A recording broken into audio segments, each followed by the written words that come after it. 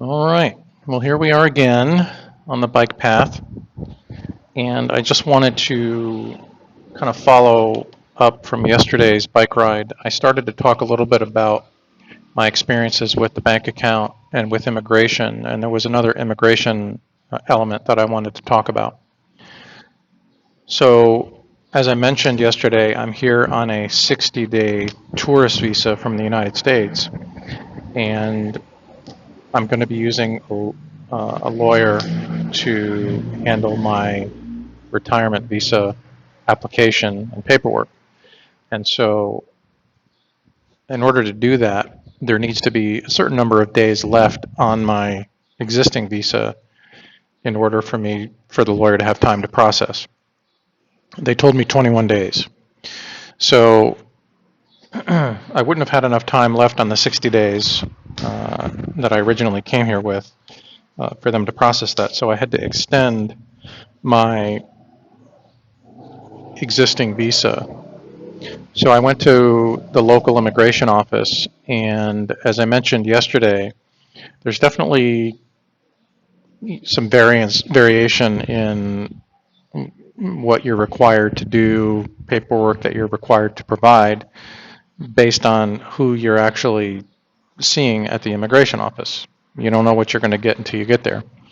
I had brought with me basically an entire stack of papers, not really knowing what was in there, and not really knowing what I would need, and I was fully expecting to have to leave and go do something else, go get more paperwork or whatever.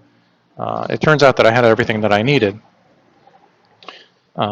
So what I brought with me was my passport, of course, which showed the stamp.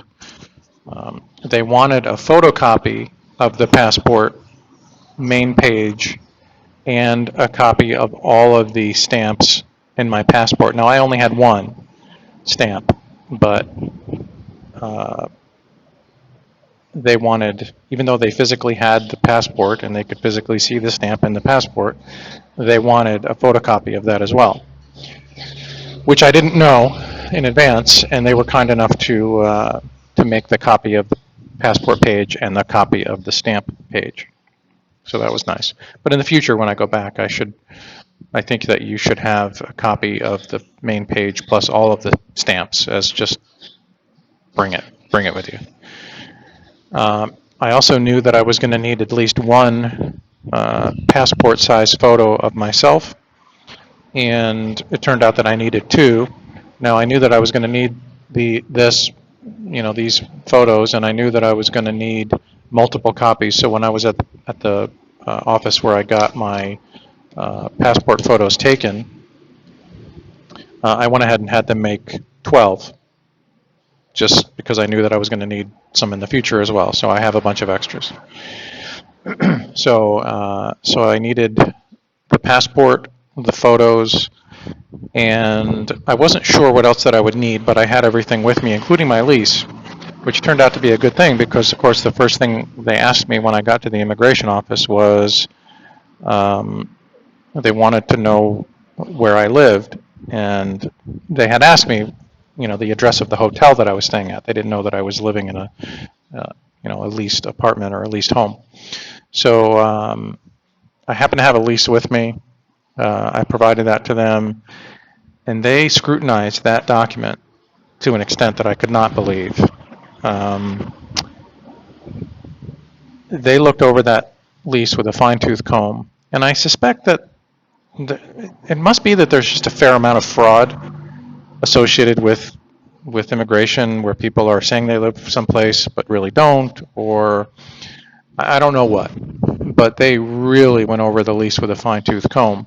And I had an interesting little situation that turned out to be nothing, but so on my lease, it has a phone number, and that was the phone number that I had when I first came here.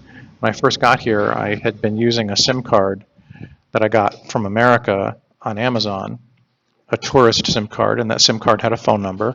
And even though I don't use the phone, that was the phone number that I provided to the bank when I got my bank account, and that was the phone number that I provided to the landlord for the lease, and the phone number is on the lease. after I had been here for a few weeks or close to a month, my tourist SIM was going to expire after 30 days, and so I had to get a new SIM card. So I went to AIS, and I wanted to use the same phone number, but they couldn't port it over. I had to get a new number. So there's Roger. Hey, Roger. And so I had a different phone number by the time I went to immigration. So they asked me my phone number as part of the application, and then noticed that the phone number was different on the lease. And so that was questioned and scrutinized, and things were written down, and it was a big deal. The other funny thing about the phone number is if you go into your phone, and I have a Android Pixel phone, so when I went into the about of my phone and looked at my Thai phone number, it's got some extra digits in there, and I'm not sure if it's the country code and something else or whatever, but when they asked me my phone number originally, and of course I don't know it, I don't use it, but I went to the about section in my phone and I wrote down all of the digits, and she looked at it and she said, "No, I want your Thai phone number," and I said, "This is my Thai phone number." And then there's this back and forth about the phone number, and it turns out there's just too many digits in the way that the phone reports the number back. So what I did was I asked her if I could call her phone from my phone, and that way she could see the number, which I did, and it turns out there's just an extra digit or two in the number. I don't know why, but there is. So you should know your phone number, you should know your address, or at least have it written down or in a note someplace. I use the notes section on my phone where I keep notes about everything. If you're not using it, it's a great little thing on an Android phone. And you can categorize, you can make like shopping lists, and I have a section called passport information, and I have my bank account and my phone number and my address and all this stuff, so that you can easily retrieve that information. It's also searchable, which is nice. So anyway, there was the thing about the phone number, not only the actual number itself, but the way that my phone number was represented, that I provided it. So you got to get that right. And the phone number on my lease was different than the phone number that I was providing, so that was the thing. And then, as I mentioned, the whole thing was just really scrutinized. Every piece of paper was looked at, almost like held up to the light to be sure it wasn't a photocopy. They want you to sign everything. They want you to sign everything in blue ink. And the blue ink is because if it's a photocopy, the ink would be black. They don't want black ink, they want blue ink. Everything that you sign original will always be signed in blue ink, so that they know, or somebody down the line knows, that it's not a photocopy. And like I said, I think there just must be a fair amount of fraud associated with this, and so they're really checking and double checking every single document. She went through the entire packet of papers probably 6 times, organizing and then reorganizing, putting the page on the top and the middle page to the bottom. It had to be in just such an order.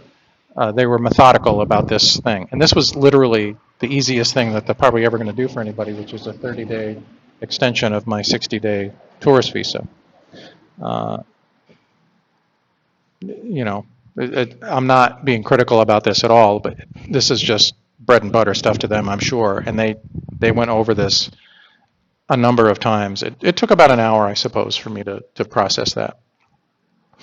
So anyway, longer story short, I did get my extension of the 60-day, so I got an extra 30 days. So now I have time to go to the lawyer and get my retirement visa squared away.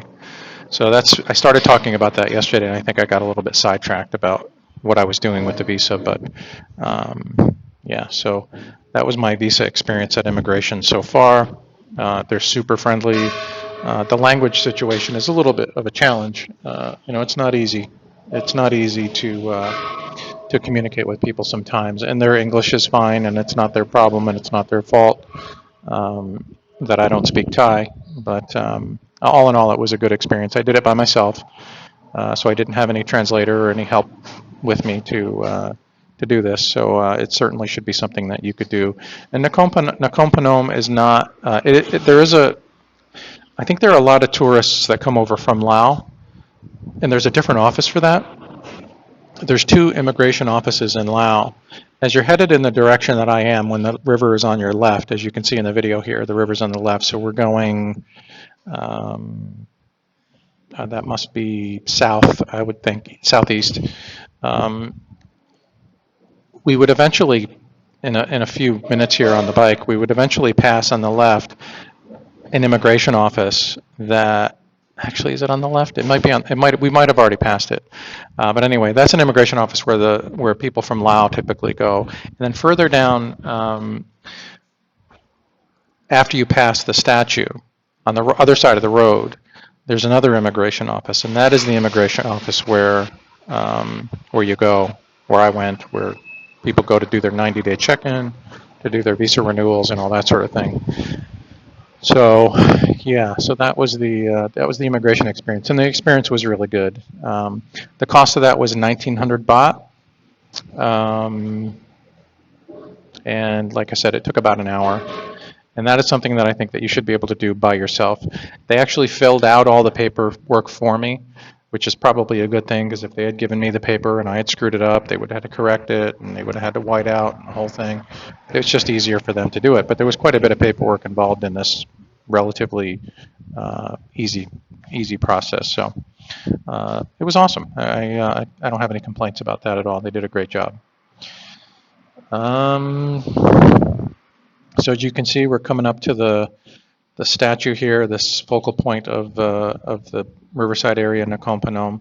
At nighttime, that thing is lit up. It's like a seven-headed serpent or something that water spits out of it at night, but it's all lit up, and it's really, really beautiful. And this is the thing that people will come and bring flowers and whatever to.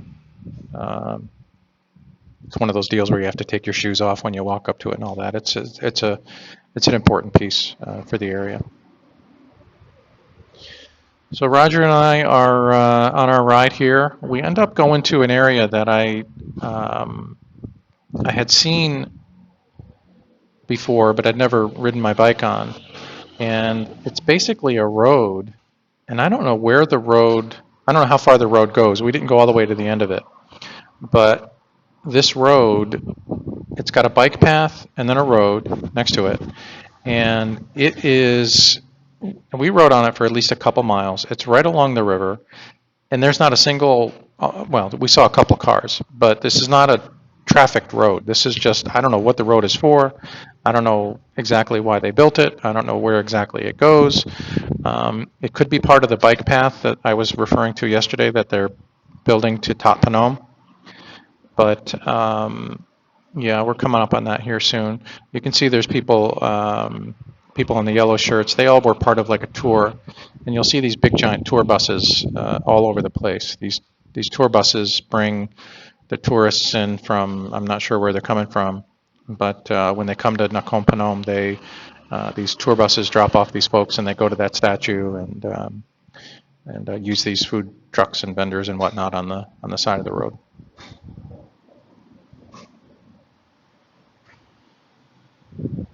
So we're going to pass the coffee shop that I stopped at yesterday. We're going to stop there again later after Roger and I do our ride on that road that I was just talking about. The way that I have the video set up is that it's going to fast forward through that bike ride part of it. I think we were on that road for about 45 minutes, and so I sped it up. So it should only take a couple minutes to get through that. But on the right-hand side there, you can see a school bus. So that's a school bus. There's no windows on it. I don't know how many. It's a big bus. But there's also like smaller school buses as well. Sometimes they're vans. Sometimes they're big buses like that. Sometimes they're like a pickup truck with seats on the back. There's a lot of different forms of school buses, but in the morning and in the afternoon, you see them running around all over the place, bringing the kids back and forth to school. That might be a couple of school buses there. I'm not sure. You have to see the sign on the front of them. There's like a school bus sticker on it if it's a school bus.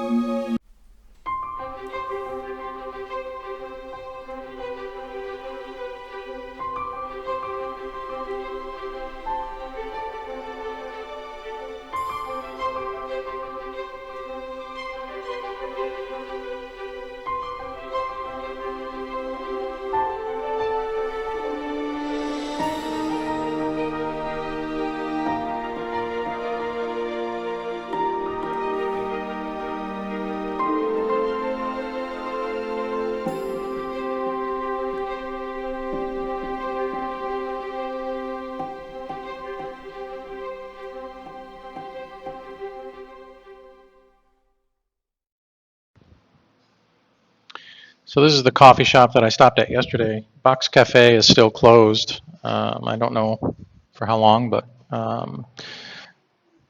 so I decided we would stop here again, and Roger and I would get a cup of coffee. I'm going to have a coffee. He's going to have a water. And he and I are just going to sit here and chit-chat for a little while, and yeah, I'll probably just drop some music in here for your listening enjoyment.